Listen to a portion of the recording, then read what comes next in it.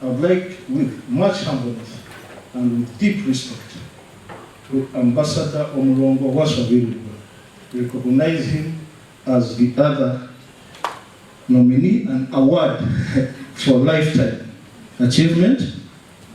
He's a man of many firsts. I look up to him in many ways. The prefix of my cellular number is 075.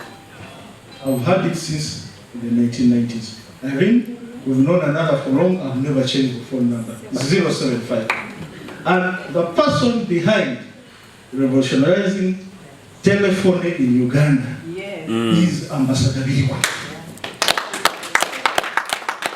You can't write about telephony in Uganda without talking about Ambassador Biriggwa.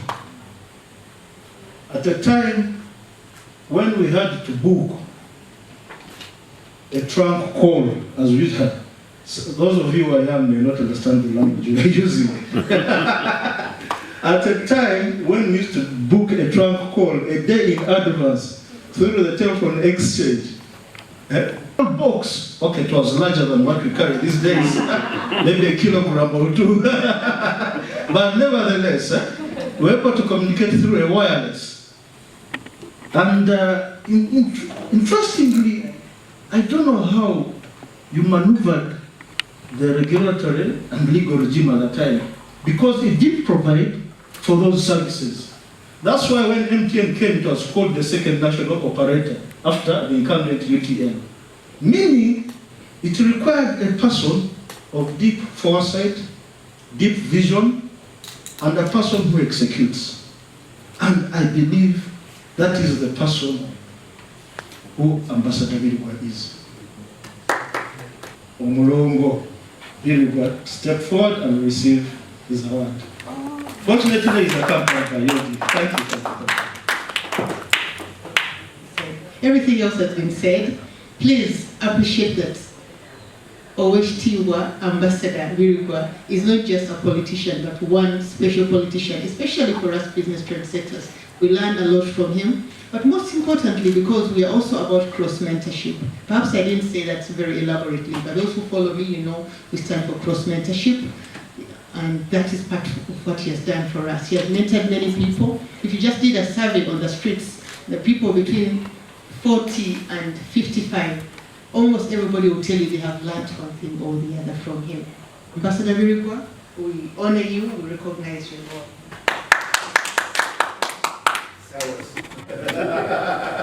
Ambassador Mrs. Williams.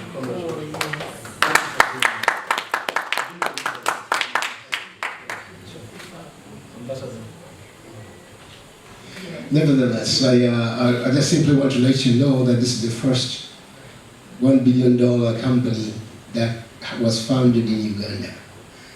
Okay? It's now, normally you hear about Mo Ibrahim as the founder of Celtel. That is not true. Mo Ibrahim came 2 years later. What he did was he bought shares of many and he became the dominant shareholder. But I want you to know that the people who started Celtel were Ugandan. And regarding the legal entity that you mentioned about, as you know, UPTC had a monopoly on as far as who comes into the industry. So I had to change the law before I got the license through working with the Honorable Rakana Rugunda, who was Minister of I think it was Information. Transport and Communication. Exactly. And then also Mayanja Kanji, the late Attorney General, personally I engaged them and the law was changed. If you remember that at that time there was no parliament. It was the cabinet that passed. So that was changed. I worked on it. So this should be known that there was we broke the monopoly and allowed to start the company. And lastly, I want this to be known that my wife worked very, very hard with me when we were starting Celtel. And most of the marketing part of it, she's the one who wrote it before we really engaged. So I want to thank her very much. having been part and parcel of this. But the story is long, so since you said, I'll say a few words, maybe if you wish later on you can hear more. I'd like to thank you so much, and I'd like definitely to thank those who started Celtia with, who worked with me diligently to make this happen. Among them is the late Shiraz Hudani, who passed, who was with a company called Clever John, who joined me when we were starting this thing. Unfortunately, he left us.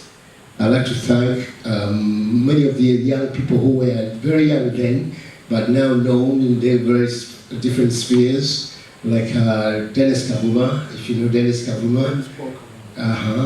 Then there's John Intwatwa, then there's Prince Wasswa, and there's many people who, Erastus Insuga, who was my marketing manager, and Selun Joji, who was my finance director, and many engineers, Tushabi, who's the late, and so many people who really worked hard to make this a Ugandan company. It was probably the only company that we had no Zungus. Okay, the talent was born here, raised here, went to school here, and of course also abroad. But I'd like to thank them so much because they made this happen, and I take this also on their behalf. Thank you.